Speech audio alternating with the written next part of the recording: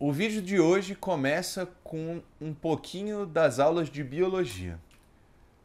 O homem, durante o ato sexual, pode chegar a liberar até 300 milhões de espermatozoides.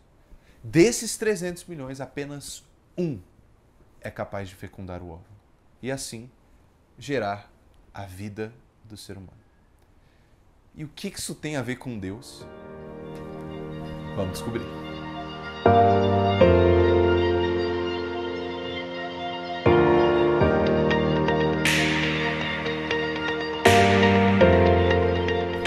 Oi, eu sou o Matheus e eu já vou partir para o vídeo logo hoje. Hoje é muito comum a gente ver pessoas que falam que o universo e, por consequência, a vida do ser humano são frutos de um mero acaso. De que uma série de coincidências gerou e criou o universo e a vida como nós conhecemos agora. Mas esse tipo de pensamento ele é muito reducionista e acaba por realmente não enxergar na totalidade a essência da vida humana. Porque a vida humana é muito mais complexa do que simplesmente uma série de eventos ocasionais que seguem determinadas leis do universo. E é justamente sobre isso que eu quero falar hoje. Na verdade, esse tipo de pensamento, inicialmente, ele parece um pouco ilógico. Dizer que todo esse universo, todo o ser humano, ele é criado a partir de simplesmente uma união de moléculas que seguem determinadas leis do universo. Físicas, químicas, biológicas, enfim. Só que quando a gente vai observar realmente a realidade da natureza, a gente percebe que as coisas não são tão assim. Então, para isso, eu vou me utilizar de um exemplo. Imagine um computador. Se eu te dissesse que o computador foi criado pelo mero acaso, de que aquele aparelho complexo que realiza inúmeras funções, ele foi simplesmente um evento ocasional de uma união de moléculas que a onda do mar bateu na pedra e o sol aqueceu isso, não sei o que, e aí essas coisas do universo lá e pum, surgiu o computador. Se eu te contasse essa história, será que você acreditaria? Eu imagino que não. Para que exista o computador, você vai me dizer na hora que fala, olha, se o computador está aí, não só o computador, mas TV, celular, móveis, enfim. Você vai ter que me falar que não, existe um ser inteligente que fez esse computador. No caso, existe uma pessoa que foi lá e construiu esse computador e predeterminou que o computador faria essa e essa função. E por que é razoável pensar que com o universo e o ser humano seriam diferentes? O universo e o ser humano são infinitamente mais complexos que um computador. Realizam infinitas mais funções do que um computador. Será que é razoável então pensar que o universo e o ser humano não são frutos também de um ser inteligente? Na verdade, se a gente for trabalhar com probabilidade, dada a complexidade do universo e dos seres humanos, é muito mais provável dizer que realmente existe um ser criador e inteligente, principalmente, por trás de tudo isso, do que dizer que nós somos frutos de uma mera ocasião. Mas nesse sentido, quem é esse ser inteligente? Isso daí ficaria para um assunto de um outro vídeo. Poderia realmente falar de inúmeras formas de dizer que esse ser inteligente é Deus. Mas por enquanto vamos nos ater a essa informação, de que o ser criador de todo o universo é Deus. Porque o ponto que eu quero mostrar não é esse. Aqui eu só queria mostrar que realmente o ser humano e o universo foram feitos a partir de uma criação inteligente, de um ato consciente e deliberado de Deus. Mas o que isso diz a respeito da vida humana? Começando a refletir sobre a vida humana, a gente logo percebe que nós não somos frutos de um mero acaso, mas ao contrário, somos ato deliberado da consciência de Deus, pensados por Deus.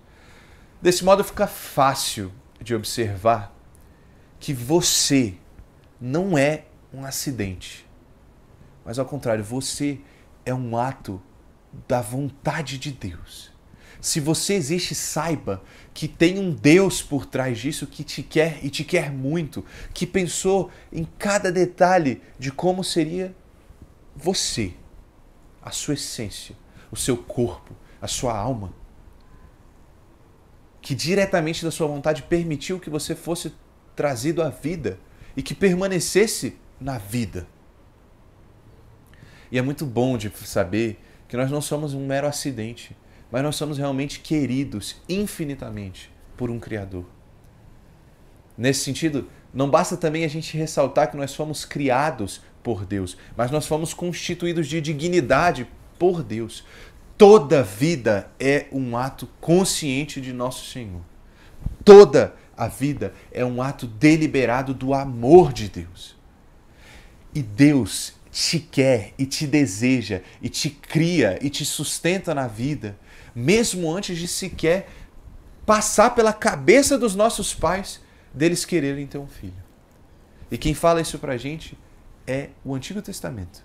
O Antigo Testamento nos fala que antes mesmo que você fosse formado no ventre da sua mãe, eu já te conhecia. Antes que nós fôssemos sequer um resquício de pensamento na cabeça dos nossos pais, Deus já estava preparando a nossa vida, já estava nos chamando em algum nível para a vida celeste, para a vida com Ele. Mas infelizmente, ainda que realmente a gente saiba dessa realidade, a realidade de que nós somos amados por uma família, de que nós estamos num berço extremamente caridoso, não é uma realidade para todos os seres humanos. Muitos seres humanos nascem de famílias desestruturadas, lares quebrados. Muitas crianças hoje são abandonadas. Muitos podem se sentir como se não fossem amados pelos seus pais, pelos seus familiares, amigos e enfim. Mas o que importa saber que eu não sou um acidente, mas que eu sou um ato deliberado por Deus? Importa que, ainda que o mundo inteiro me rejeite, os meus pais, a minha família, os meus amigos, o mundo inteiro me rejeite, sempre vai existir um Deus infinitamente amoroso que me deseja inteiramente, que quer estar comigo a todo instante e que nunca seria capaz de me rejeitar. Eu não sei se você está passando exatamente por isso, de às vezes uma dúvida, de não encontrar até mesmo um sentido para minha própria existência. Mas o que importa, e é essa mensagem que eu quero trazer, é de que existe um Deus infinitamente amoroso que busca e que tem um impulso, um ímpeto pela convivência com você. E que para Ele a coisa mais importante é te ver feliz na vida eterna. Então, se o mundo nos rejeita, Deus nos abraça. Se as dificuldades desse mundo surgem, Deus quer recompensar as dificuldades que nós passamos aqui com a vida eterna. Lembre-se disso. Então essa história de que nós não somos desejados por ninguém, ainda que isso seja uma aparência muito forte, ainda que isso realmente aparente ser verdade, nunca se esqueça que é só mera aparência. Porque existirá sempre um Deus que nunca vai te rejeitar, que não se esquece de você, mas que prepara a sua vida inteira para que você possa desfrutar o céu. Nesse sentido, quando esses sentimentos de desesperança, de imobilidade, de impotência surgirem, lembre-se que existe um Deus que te quer e te quer infinitamente e que vai fazer de tudo para conquistar para você a felicidade eterna. Você pode pecar quantas vezes você quiser, mas se arrependendo, Deus estará pronto para de braços abertos te receber. Não existe santo sem um passado, muitas vezes pecador. Assim como não existe um pecador sem um futuro, que pode ser santo. Então que de fato nós lembremos desse Deus que nos acolhe, que nos quer tão bem.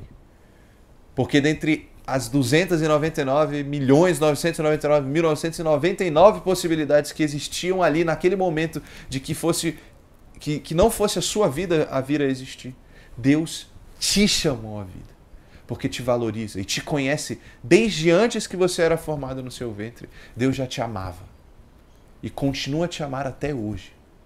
Então lembre-se, você não é um acidente.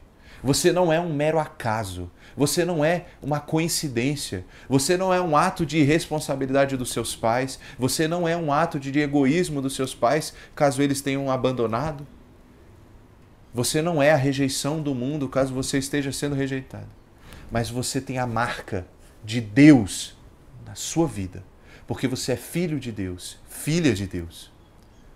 E, acima de todas as coisas, chamada a viver a vida de santidade com Ele. Porque Deus te ama desde o princípio e te quer ter com Ele desde o princípio.